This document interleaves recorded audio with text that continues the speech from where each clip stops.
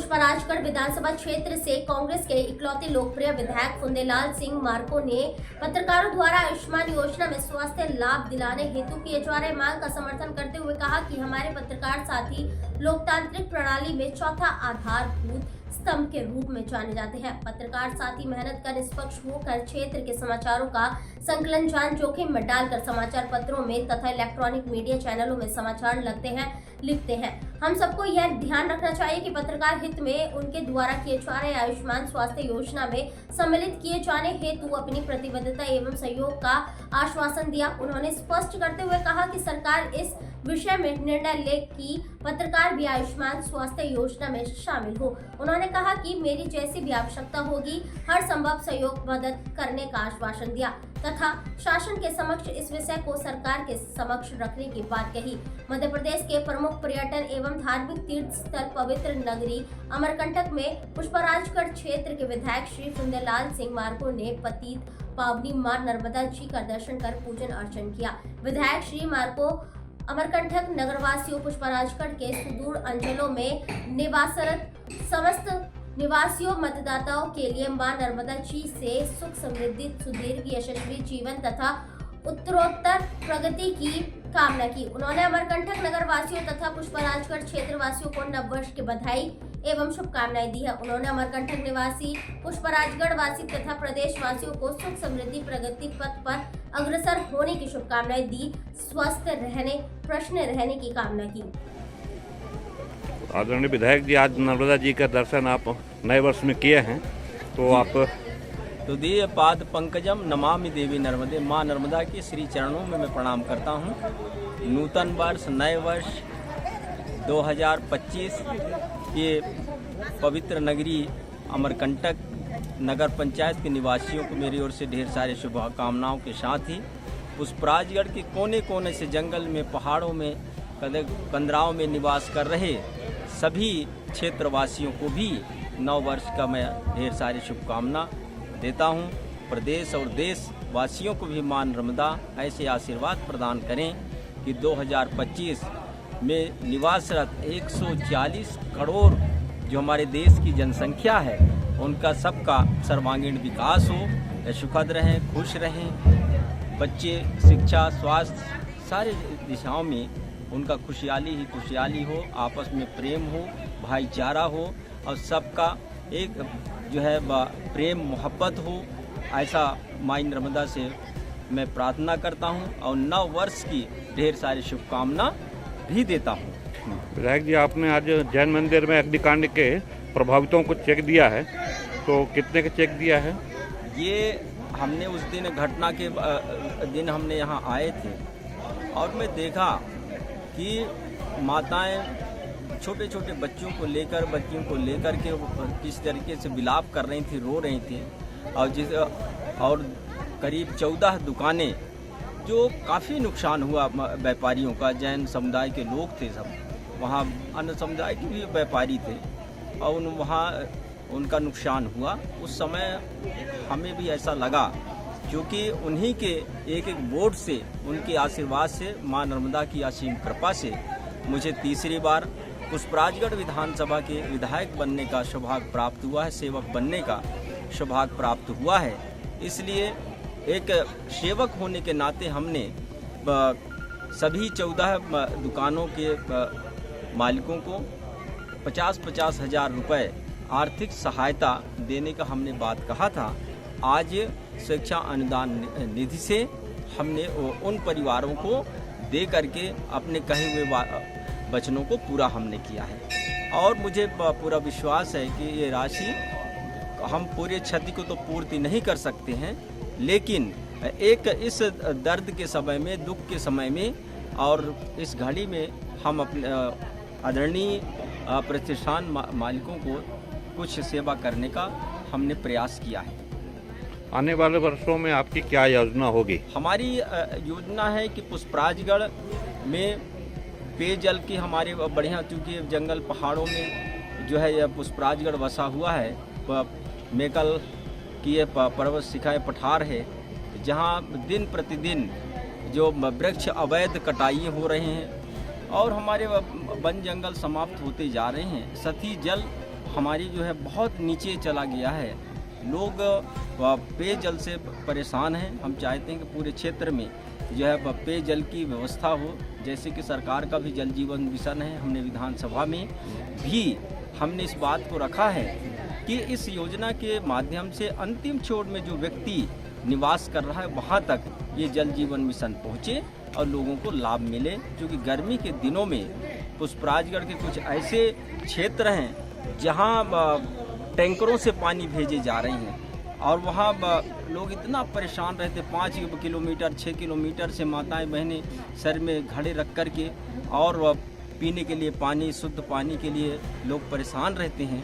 ऐसे समय में मेरा पूरा प्रयास है और आज जब से मैं विधायक बना हूँ तब से मध्य प्रदेश सरकार और विधानसभा से में हमने अनवरत लड़ाई लड़ा है कि मेरे पुष्पराजगढ़ के विधानसभा के 4 हमारे जल प्रदाय योजना हैं। पहला हमारा करौंदा टोला समूह जल प्रदाय योजना जो नर्मदा नदी पर आधारित है। दूसरा जोहिला बस्सी जल प्रदाय योजना जो जोहिला नदी पर आधारित है। तीसरा कुम्हनी जल प्रदाय योजना जो जोहिला नदी पर आधारित है। और चौथा है तिपान नदी पर गोधन परियोजना जो तिपान नदी पर आधारित है। इससे मैं मानता हूं कि पूरे पुष्पराजगढ़ में यदि ये स्वीकृत हो जाते हैं, इनके स्वीकृत होने के साथ शुद्ध पेयजल हमारे जनजातीय समुदाय सरभारा समाज के लोगों को हम शुद्ध पेयजल उपलब्ध करा सकेंगे।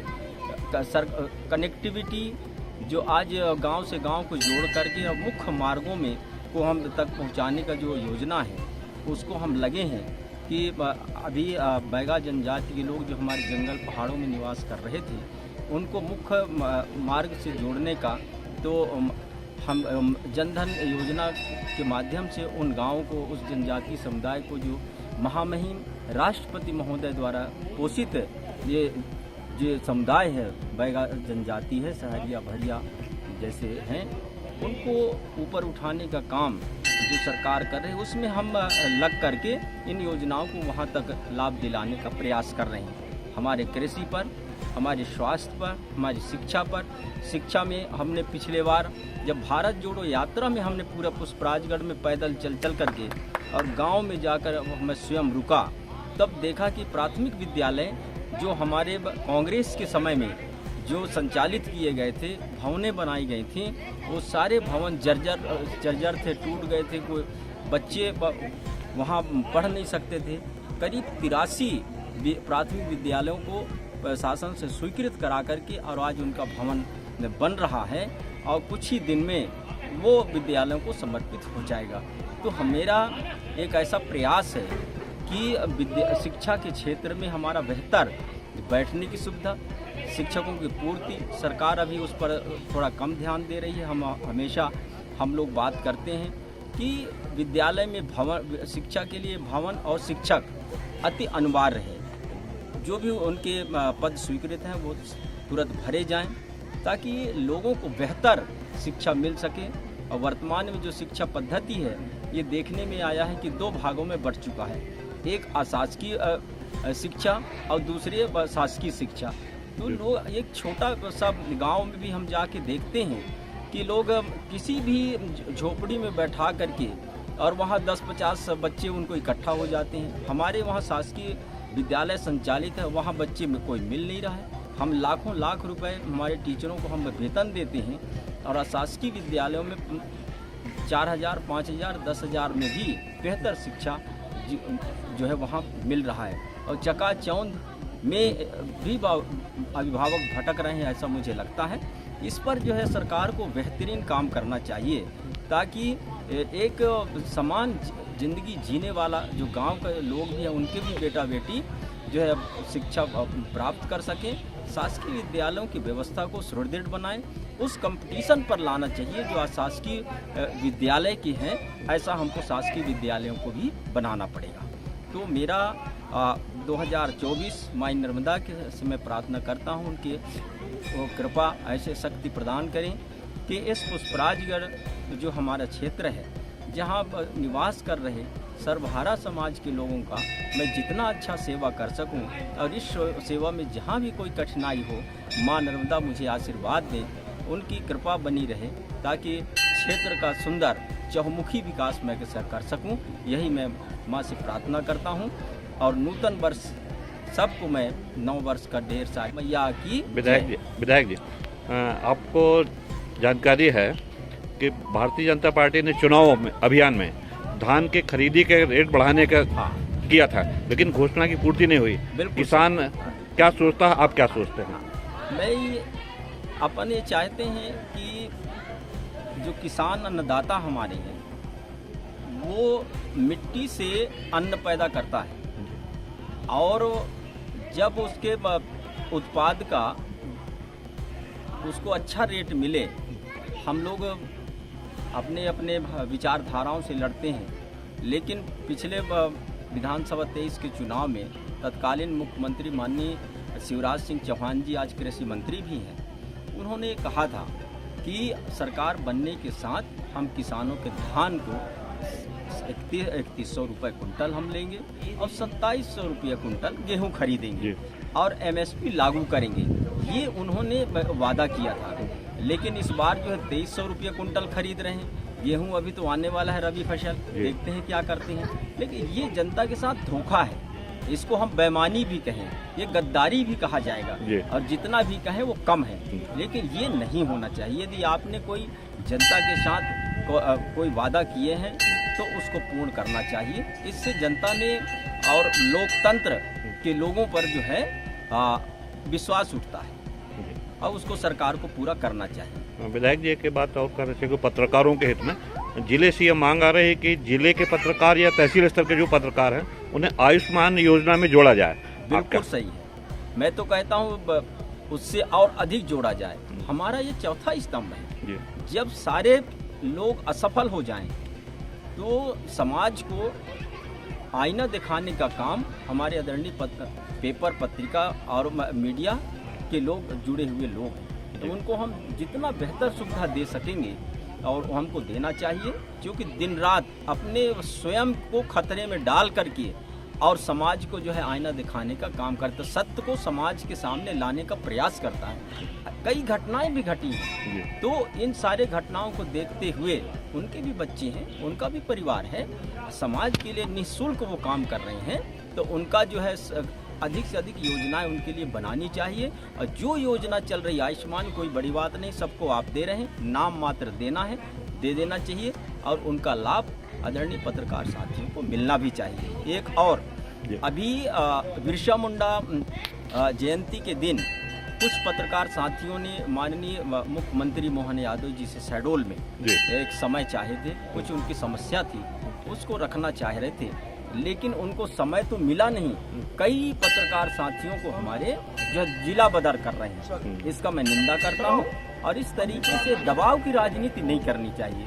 ये लोकतंत्र है, हमारे देश में जो है हर व्यक्ति को अपना बात रखने का सब स्वतंत्रता है और हम कोई आतंकवादी नहीं है। हमारे पत्रकार, उनकी बात भी सुनना चाहिए था, लेकिन जो कार्रवाई हो रही है निश्चित ही वो निंदनीय है, ये मैं मानता हूँ।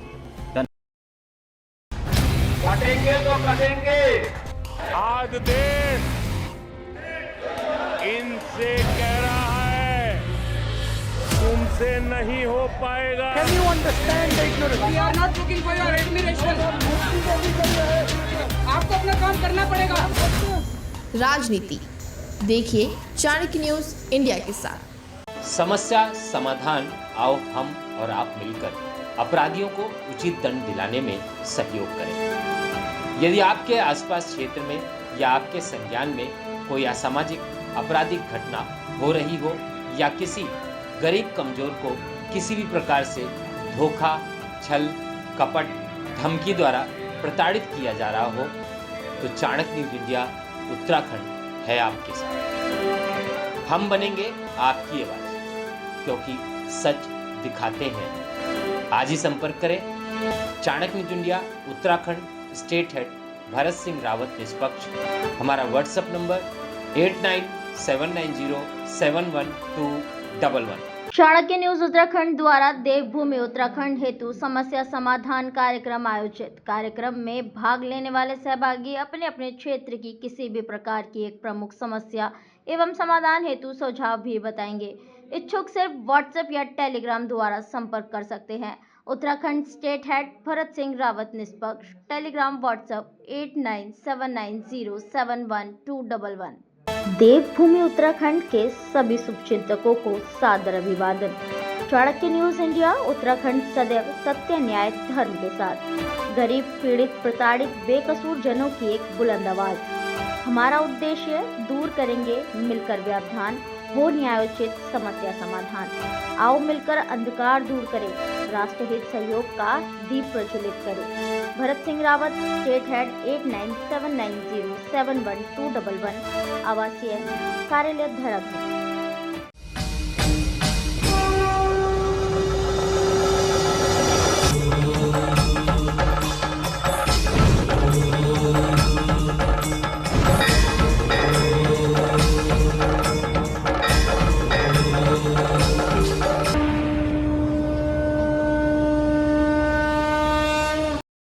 बच्चों के भविष्य से खिलवाड़, ग्रामीण क्षेत्र में गुम विकास, न्यायिक क्रिया में भेदभाव, दबी हुई गरीबों की आवाज।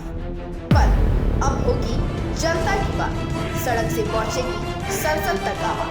सिर्फ सुन सरकार, देखिए चाणक्य न्यूज इंडिया पर। चलो चलो कुंभ चलो कुंभ चलो चलो कुंभ चलो कुंभ चलो चलो कुंभ चलो कुंभ चलो चलो